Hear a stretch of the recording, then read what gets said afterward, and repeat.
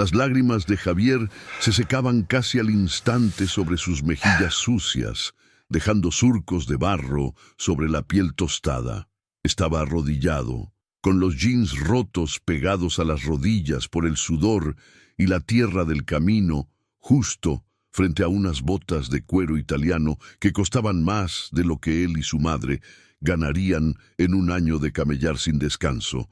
El aire en la hacienda Nápoles era un monstruo espeso, una mezcla pegajosa de humedad, el olor dulzón de las bugambillas y el aroma salvaje y almizclado de los animales que no pertenecían a ese continente. La tensión era peor que el calor. Se podía masticar. Los hombres que rodeaban la escena, sicarios con la mirada muerta y las guayaberas planchadas, eran estatuas de piedra.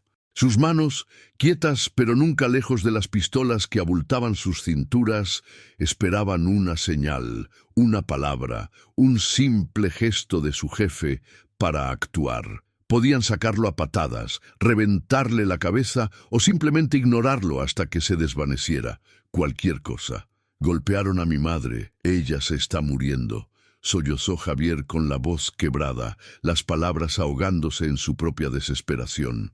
Había apostado su vida entera a este momento, a una leyenda susurrada en las calles de la Comuna 13, un mito sobre un diablo que, a veces, se apiadaba de los desamparados. Levantó la vista, encontrándose con los ojos de Pablo Escobar.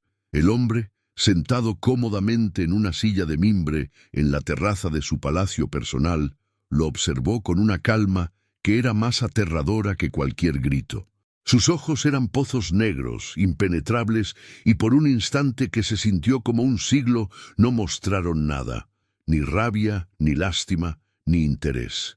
Nada. Javier sintió un frío helado recorrerle la espalda. Había cometido un error que le costaría todo. Y entonces ocurrió lo más inesperado.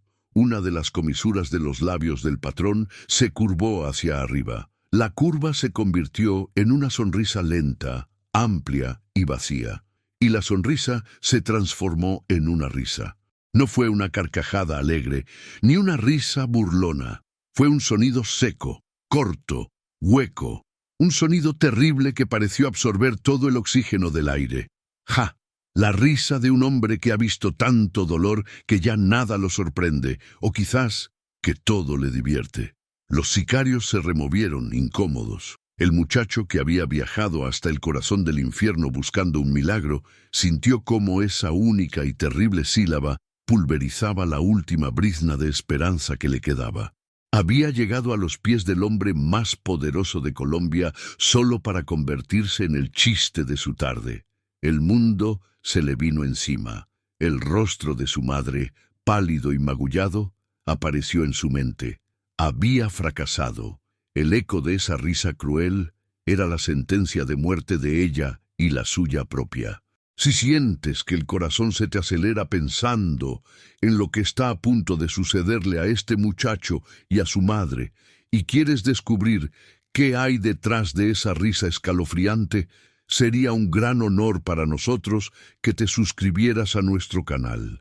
Acompáñanos en este relato donde la desesperación de un hijo se encuentra con la voluntad impredecible del hombre que se creía Dios. El sudor frío le corría por la nuca, un riachuelo helado que se perdía bajo el cuello de su camiseta. Javier apretaba la pequeña bolsa de lona donde guardaban las ganancias del día, un puñado de billetes arrugados y monedas que olían a maíz y a aceite caliente. El problema tenía nombre y apellido: Ricardo Vélez, alias El Caimán. Estaba parado frente al pequeño puesto de arepas de su madre, bloqueando el sol de la tarde con su cuerpo corpulento y su sonrisa torcida. No era un berraco de los duros, no era un traqueto de alto nivel, pero en esa esquina polvorienta de la Comuna 13, su palabra era ley, y hoy la ley del Caimán exigía su tributo. Entonces, Elvira, ¿qué vuelta? ¿Me va a seguir mamando gallo o me va a pasar lo del impuesto?, dijo su voz rasposa como una lija. Doña Elvira, con las manos cubiertas de masa y el rostro marcado por el cansancio de 1000 jornadas, no bajó la mirada. En sus ojos no había miedo, solo una fatiga infinita y una chispa de dignidad que se negaba a extinguirse. Ya le dije, don Ricardo, hoy no alcanza. Las ventas han estado flojas, la gente anda sin plata. El Caimán soltó una risita, un sonido feo que no llegó a sus ojos. Eran ojos de reptil, fríos y calculadores. Flojas, dice. Yo la veo escamellando todo el santo día. No sea tacaña, mujer. Uno tiene que colaborar con la seguridad del barrio, ¿o no? O a lo mejor prefiere que algún malparido venga y le tumbe el negocio. Era una amenaza velada, envuelta en una falsa cortesía que la hacía aún más siniestra. La gente que pasaba por la calle apuraba el paso. Nadie quería ser testigo. El silencio se hizo pesado, denso. Javier sentía los latidos de su corazón en los oídos, un tambor desbocado. Tenía 17 años, pero en ese momento se sentía como un niño de 5, impotente, invisible. Quería gritar, quería lanzarse contra ese gadejo y borrarle esa sonrisa de la cara, pero sabía que sería inútil. Un movimiento en falso, y terminaría en una bolsa negra tirado en una zanja. Su madre le había enseñado a ser un hombre, pero también le había enseñado a sobrevivir. Y en Medellín, en los 80s, sobrevivir a menudo significaba tragar saliva y agachar la cabeza. La próxima semana, don Ricardo, sin falta, insistió doña Elvira, su voz firme a pesar de todo. El Caimán se inclinó sobre el mostrador improvisado, su rostro a centímetros del de ella. El olor a aguardiente barato y a sudor rancio invadió el aire. Mire, viejita, siseó, perdiendo la paciencia. A mí no me gustan los aplazados. Conmigo las vueltas son en caliente. O me paga ahora o aténgase a las consecuencias. Su mano, grande y llena de anillos de oro falso, se movió lentamente hacia la parrilla, donde se doraban las arepas. Javier contuvo el aliento. Vio la intención en los ojos del matón antes de que sucediera. Con un movimiento brusco, el Caimán volteó la parrilla. Las arepas cayeron al suelo polvoriento. La brasa del carbón se esparció peligrosamente cerca del puesto de madera. Un par de niños que jugaban cerca gritaron, asustados. El trabajo de todo un día, la única fuente de ingreso para él y su madre, arruinado en un segundo por puro capricho, por una demostración de poder barata. La injusticia le quemó en el pecho, un fuego más caliente que las brasas esparcidas en el suelo. Su madre solo cerró los ojos por un instante, una mueca de dolor cruzando su rostro. No era por las arepas perdidas, era por la humillación, por la impotencia. Esto es solo un aviso, Elvira, para que vea que yo no ando con juegos, dijo el Caimán enderezándose. La próxima vez no voy a ser tan decente. Se dio media vuelta y se alejó caminando con la arrogancia de un rey en su feudo de miseria, dejando tras de sí un rastro de miedo y cenizas. La humillación fue solo el abrebocas. La verdadera vuelta del Caimán era quebrarles el espíritu. Al día siguiente, la esquina donde doña Elvira había camellado por más de una década se convirtió en un desierto. La gente del barrio, los mismos que le fiaban una arepa cuando no había con qué almorzar, ahora cruzaban la calle para no pasar por su puesto. Sus miradas eran una mezcla de lástima y, sobre todo, de miedo. Nadie quería que el Caimán los viera siendo amables con la vieja respondona. Las ventas, que ya eran flojas, se desplomaron a cero. El carbón se consumía lentamente, sin nada que asar, y cada brasa que se extinguía era como un pedazo del alma de doña Elvira que se apagaba. Javier intentaba animarla, le hacía chistes, le decía que eran solo un par de días malos, pero ambos sabían que era el principio del fin. El Caimán les había puesto una lápida encima, y ahora solo era cuestión de tiempo para que los enterrara. La escalada no se hizo esperar. 3 días después, el Caimán regresó, esta vez con 2 de sus secuaces, un par de pelagatos flacos con la misma mirada vacía de su jefe. No venían a cobrar, Venían a comer. Se sirvieron las pocas arepas que quedaban, se tomaron las gaseosas de la nevera de icopor y se sentaron en unos cajones de madera a disfrutar de su festín gratuito, riéndose a carcajadas. —¿Qué hubo, Elvirita? ¿Nos va a cobrar? —le preguntó el Caimán con la boca llena. —Tómelo como un adelanto del impuesto, un pequeño interés por la demora. Doña Elvira no dijo nada. Se quedó de pie, con las manos apretadas en un puño a los costados, su rostro una máscara de piedra.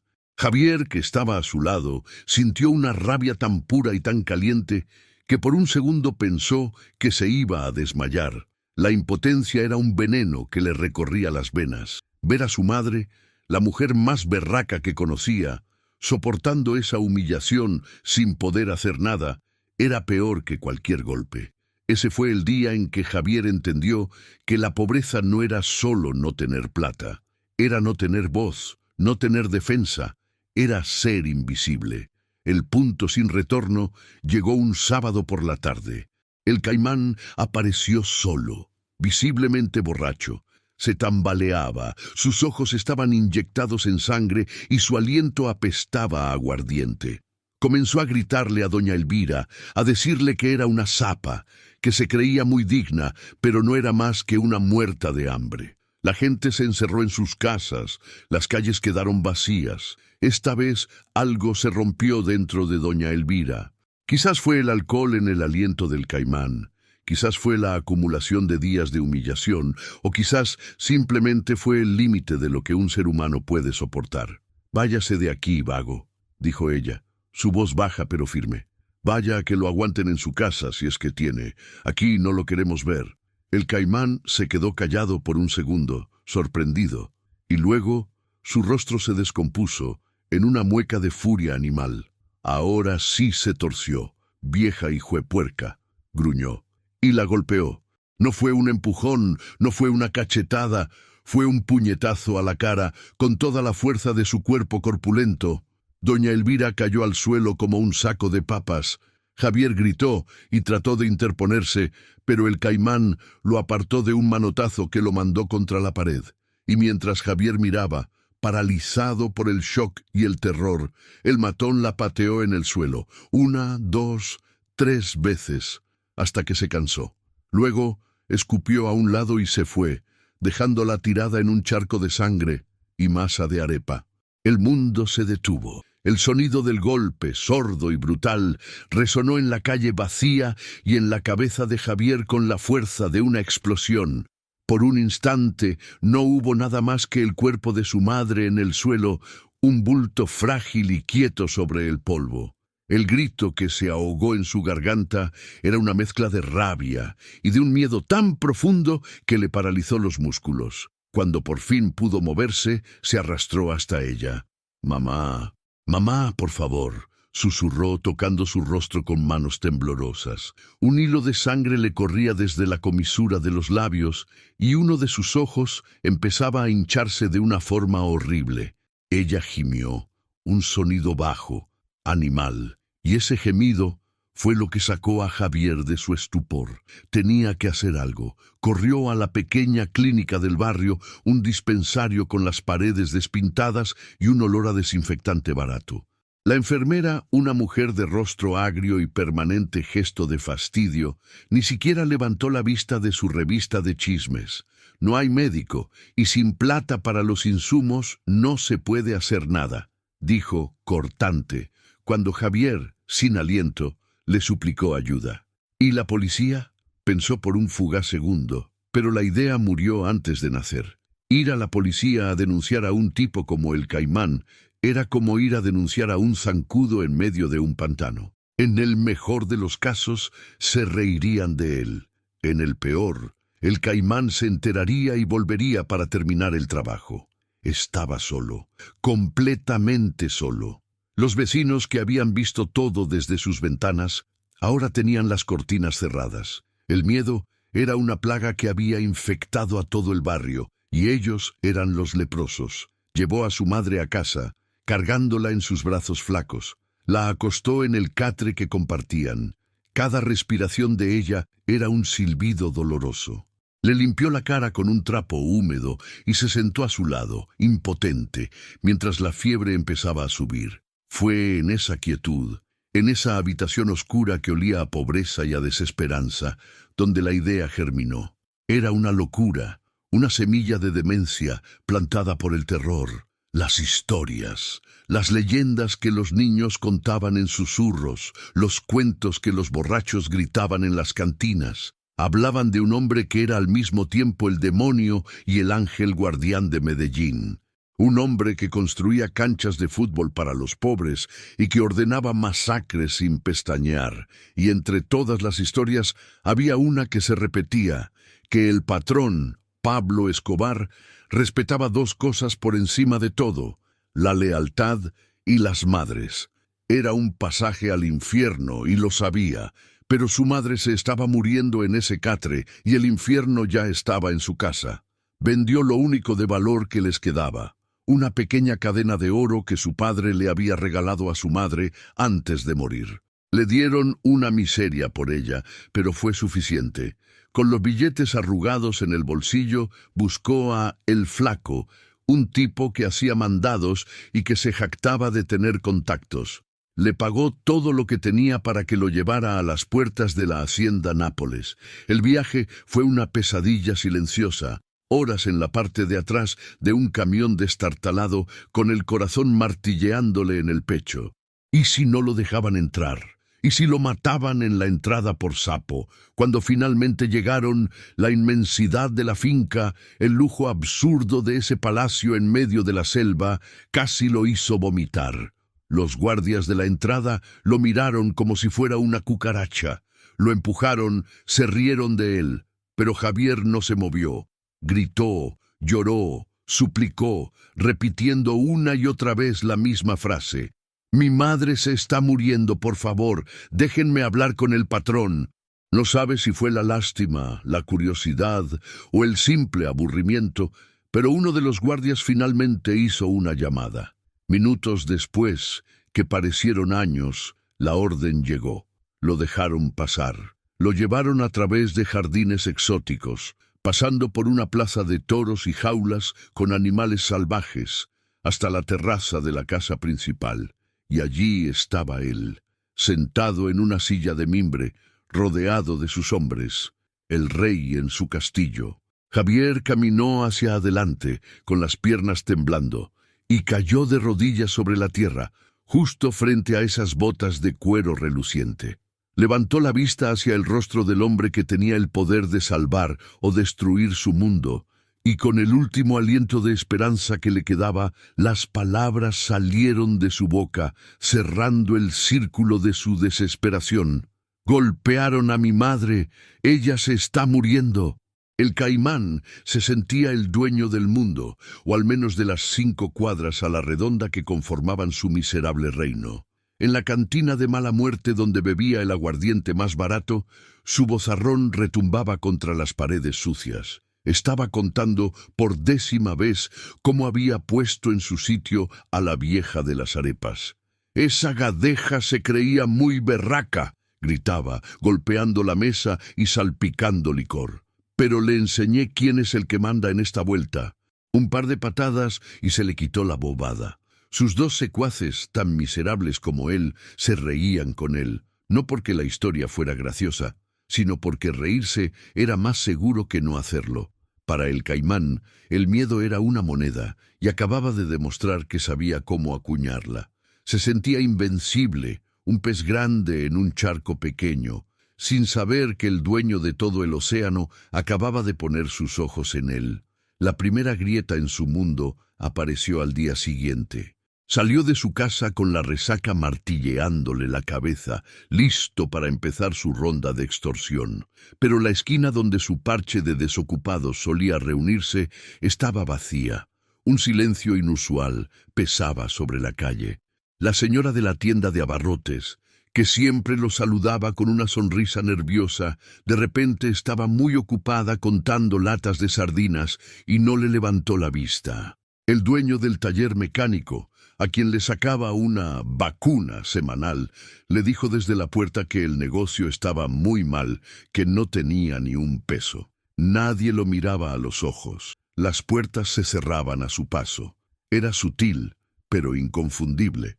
La gente le tenía miedo, sí, pero ya no era el miedo respetuoso que él cultivaba. Era un miedo diferente, un miedo a contagiarse de algo. El Caimán era ahora un apestado. No entendía qué estaba pasando, pero una sensación fría como un gusano comenzó a retorcerse en su estómago. Al tercer día, la paranoia empezó a echar raíces.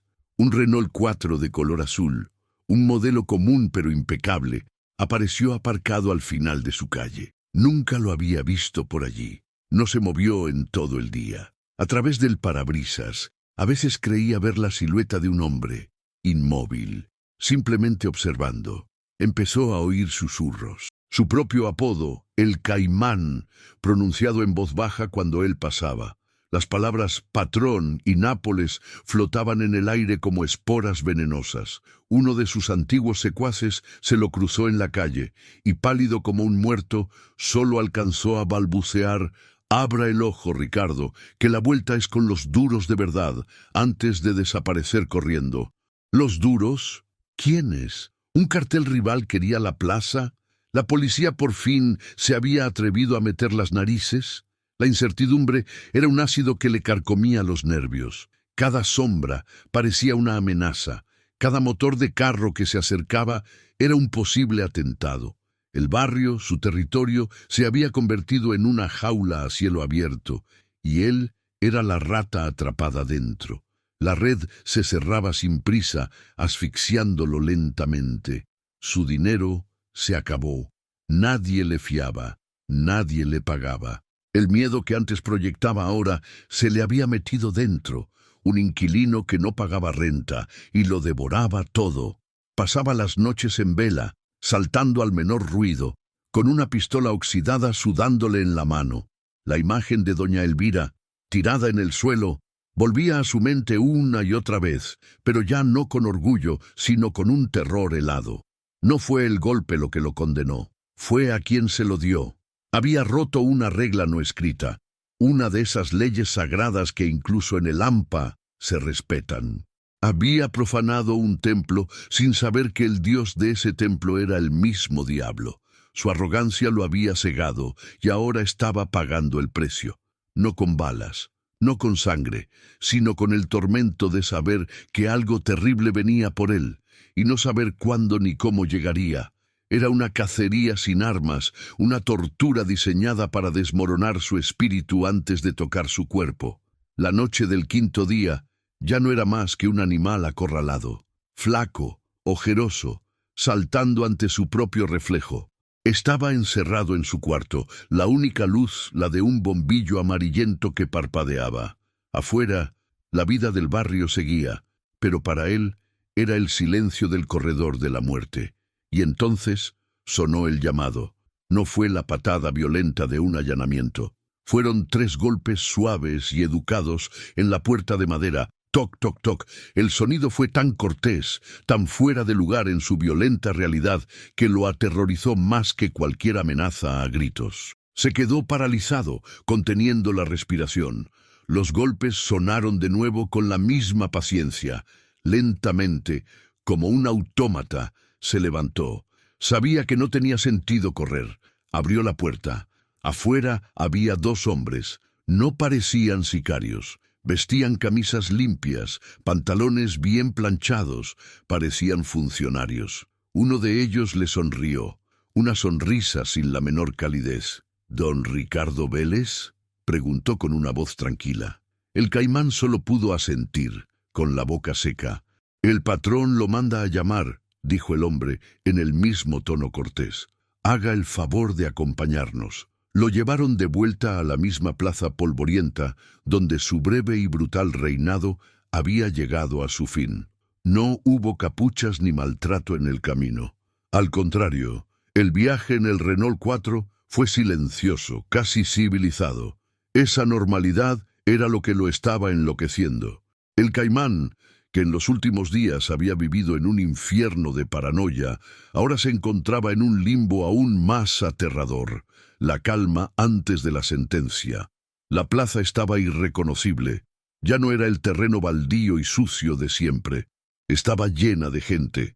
No era una multitud furiosa con antorchas y machetes. Era todo el barrio, de pie, en un silencio solemne, como si estuvieran asistiendo a una misa al aire libre. Sus rostros no mostraban odio, sino una mezcla de miedo, curiosidad y una extraña expectación. Lo hicieron pararse en el centro, en el mismo lugar donde doña Elvira había caído. Se sentía desnudo, expuesto bajo la mirada de cientos de personas a las que una vez había aterrorizado. Su cuerpo temblaba sin control, no por el frío de la noche, sino por el terror helado que le había congelado el alma. Entonces, un camino se abrió entre la multitud.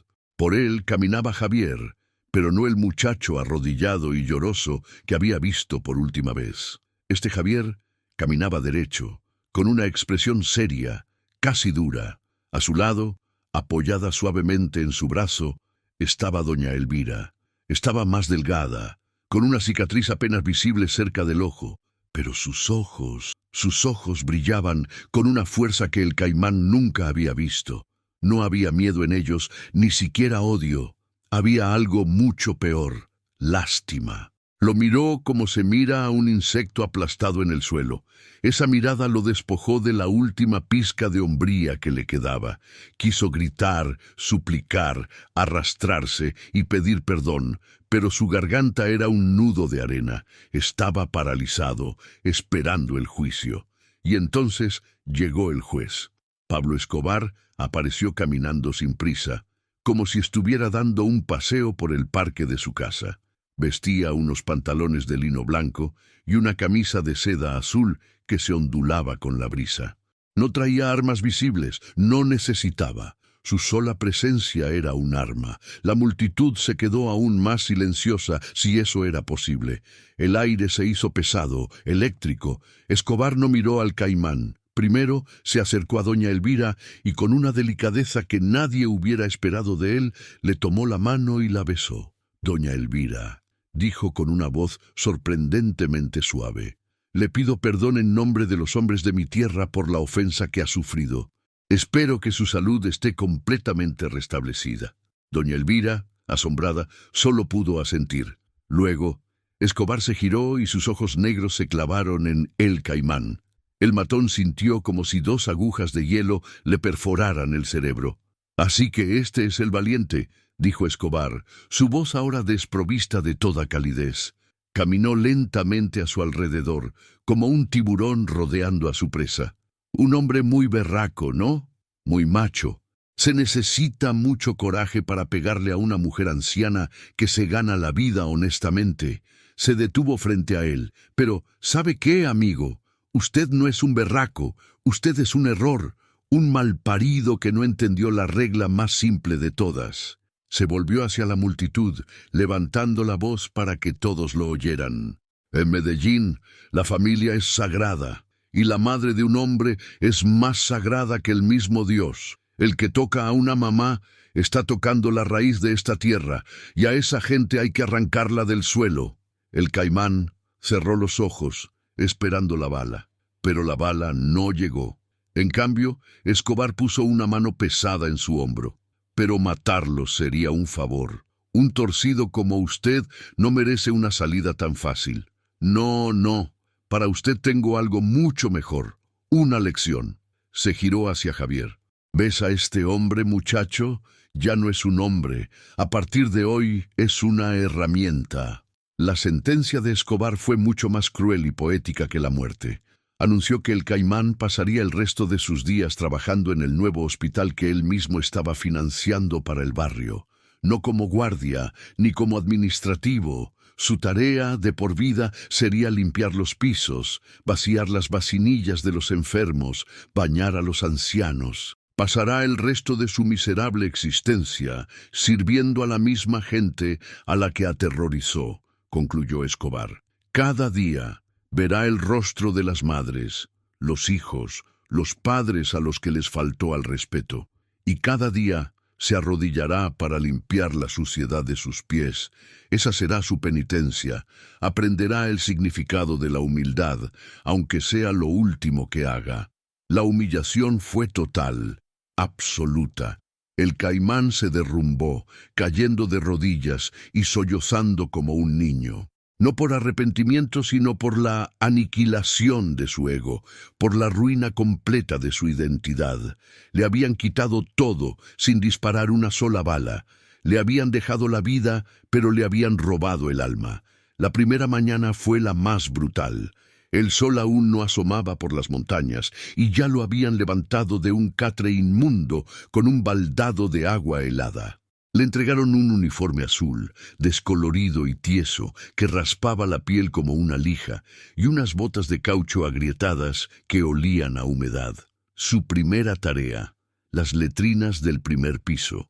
El hedor lo golpeó como un puño, una mezcla agria de enfermedad, excremento y desinfectante barato que se le pegó al fondo de la garganta y amenazó con devolverle lo poco que tenía en el estómago. Mientras restregaba el suelo mugriento con un cepillo de cerdas duras, arrodillado como un penitente, escuchó las primeras pullas. Eran los otros empleados, los de mantenimiento, que pasaban y lo miraban como a un animal de zoológico. «Miren pues a este, el disque caimán», susurraban entre risitas ahogadas. «¿No que muy berraco? Ahora anda limpiando mierda ajena». Cada carcajada disimulada era un clavo que le martillaban en el ego. Intentó buscar dentro de sí la rabia, ese fuego que lo había alimentado toda su vida, pero no encontró ni una brasa. Solo había un vacío gélido, un hueco donde antes estaba su orgullo, y el eco incesante de las palabras del patrón resonando en el silencio de su mente. Los días se convirtieron en un purgatorio de semanas idénticas. Su existencia, antes un torbellino caótico de aguardiente, extorsión y violencia de poca monta, se transformó en una rutina metódica y degradante. Trapear, baldear, cargar, limpiar, sus músculos acostumbrados a soltar puños y a patear puertas, ahora le dolían con un dolor sordo y constante por empujar el trapero y cargar baldes pesados. Sus manos, que antes contaban billetes sucios con agilidad, estaban ahora agrietadas en carne viva por el cloro y la lejía. Pero el derrumbe físico no era nada comparado con la implosión de su espíritu. El barrio, que había sido su coto de caza, se convirtió en su picota pública. Cuando terminaba su turno y salía a la calle, con el olor del hospital pegado a la ropa, la gente ya no apartaba la mirada con miedo. Lo miraban de frente. Algunos con lástima, lo cual era peor que el odio. Otros con un desprecio tan abierto que era como una bofetada. Los niños, que antes huían al verlo, ahora le señalaban. «¡Ahí va el limpia vacinillas!», gritaban, y sus risas eran como piedras. Perdió su nombre, Ricardo, y perdió su alias de depredador. Se convirtió en un objeto, una función, el del aseo, el lampazo, una sombra que se arrastraba por las mismas calles donde una vez se pavoneó. Su muerte social fue absoluta. Sus antiguos secuaces, los mismos que celebraban sus abusos y se reían de sus chistes malos, ahora actuaban como si fuera un fantasma. Si se lo cruzaban, cambiaban de acera o se quedaban mirando fijamente un punto en la pared hasta que pasaba. Su presencia era un recordatorio tóxico, una advertencia andante de lo que sucedía cuando se rompían las reglas del verdadero poder. Una noche, consumido por una sed desesperada, entró a la cantina que solía ser su trono. El silencio que se hizo fue tan denso que se podía cortar con un cuchillo. El cantinero, un hombre que le había servido incontables botellas de aguardiente fiadas, le dijo con una voz de hielo que no tenía crédito en esa casa. «Y tampoco tenemos campo para gente como usted», añadió, señalando la puerta con la cabeza. Nadie dijo nada. Nadie lo defendió.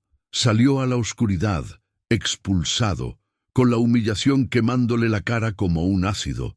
Estaba completamente solo, despojado de todo, un paria en su propia tierra. El golpe de gracia, sin embargo, no vino de un enemigo, sino de un acto de bondad. Una tarde, estaba trapeando el cuarto de una anciana, una viejita de piel apergaminada y ojos nublados por las cataratas. Ella, con una voz que era un hilo, le pidió que por favor le ayudara a tomar un vaso de agua, mientras él torpemente le sostenía el vaso en los labios temblorosos. La anciana lo miró fijamente.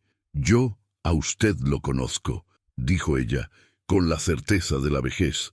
«Usted es Ricardo, el hijo de doña Elena». El caimán se quedó petrificado, el vaso temblando en su mano. Era su nombre de pila, un nombre que no escuchaba desde que era un niño. Era el nombre de su madre.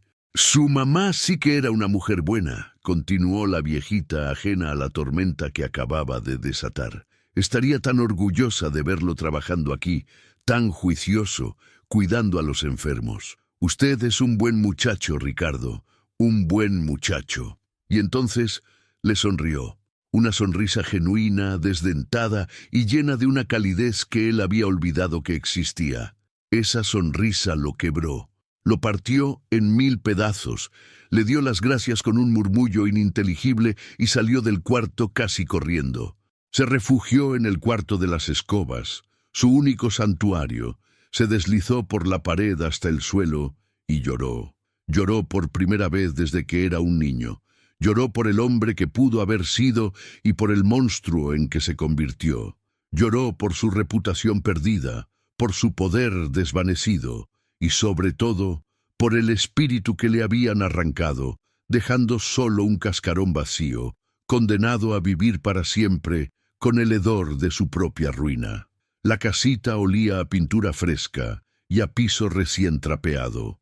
Estaba en un barrio tranquilo de casas de teja de barro y fachadas blancas, donde el ruido más fuerte era el de los niños jugando en la calle al caer la tarde. Doña Elvira pasaba horas en el pequeño patio interior, cuidando de un jardín de geranios y begonias que había plantado en macetas de colores. A veces Javier la encontraba allí, con las manos llenas de tierra, tarareando una vieja cumbia, y una paz tan profunda en su rostro que a él se le hacía un nudo en la garganta. Habían escapado. Ya no había más miedo a la extorsión, no más hambre, no más humillación. Pero la libertad, Javier lo estaba aprendiendo, tenía un precio y una sombra. La casa, los muebles, la comida en la despensa, la tranquilidad de su madre, todo llevaba un nombre grabado a fuego: Pablo Escobar. Eran libres, pero le pertenecían. Mientras tanto, en las comunas, la historia del caimán se convirtió en una leyenda, un cuento con moraleja que se susurraba en las tiendas y se contaba en voz alta en las cantinas. La versión que corría por las calles era mucho más espectacular que la realidad. Decían que Escobar había hecho que el caimán se comiera la tierra donde había golpeado a doña Elvira, que lo había obligado a besarle los pies a cada madre del barrio, que lo había despojado de todo y lo había dejado en calzoncillos en el parque principal. La verdad, sin embargo, era mucho más potente. No lo mató. Ese era el detalle que dejaba a todos helados. La muerte era un final rápido, un castigo común. Pero la vida que le impuso, eso era arte. Ese man no solo es un berraco para la plata, es un genio para el castigo, decían los hombres mientras apuraban un aguardiente.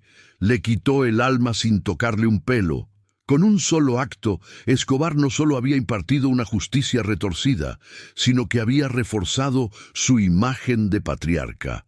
Era el Estado, el juez y el verdugo, todo en uno, el que te quitaba, pero también el que te daba. El diablo que, si rezabas con suficiente fe, a veces te concedía un milagro. Javier consiguió un trabajo como mensajero en una de las empresas fachada del cartel. Nadie se lo ofreció directamente, pero cuando fue a buscar empleo y dijo de qué barrio venía y quién era su madre, las puertas se abrieron con una facilidad sospechosa. Era un buen trabajo, ganaba más de lo que nunca había soñado, pero vivía en una jaula de oro. La gratitud que sentía hacia el patrón era una cadena pesada. Lo veía a veces en reuniones o fiestas a las que lo mandaban a llevar algún paquete. Escobar siempre lo saludaba con una inclinación de cabeza. A veces incluso le ponía una mano en el hombro y le preguntaba por la patrona, su madre. Y en esos momentos, Javier sentía la misma mezcla de terror y devoción que un monje sentiría ante un dios antiguo y cruel. Había salvado a su madre, sí, pero también lo había atado para siempre a su mundo de sangre y dinero. Había cambiado una condena de pobreza por una de servidumbre, voz del narrador, y así la leyenda del patrón crecía, alimentada no solo por sus masacres y sus billones, sino por estas parábolas de justicia popular. Lo que Escobar le enseñó a Medellín esa tarde no fue sobre el respeto a las madres, fue una clase magistral sobre el poder. Demostró que la verdadera dominación no se logra solo con balas, sino controlando la narrativa, convirtiéndote en la única fuente de esperanza en el infierno que tú mismo has ayudado a crear. Cada escuela que construía, cada cancha de fútbol que inauguraba, cada matón que castigaba, era un ladrillo más en la fortaleza de su imperio. Compró la lealtad de los pobres no solo con dinero, sino dándoles un orden, unas reglas claras en un mundo donde el Estado había fracasado. El Caimán no fue castigado por ser cruel, fue castigado por ser estúpido, por ejercer su pequeña tiranía en el territorio de un tirano mayor, rompiendo una regla que el propio rey usaba para su propaganda.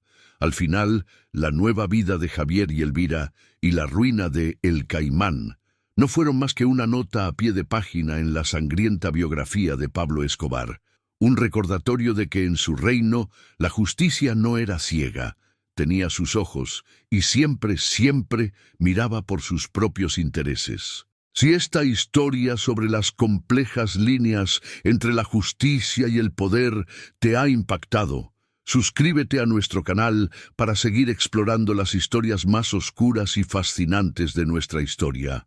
Y cuéntanos en los comentarios desde qué parte del mundo nos estás viendo.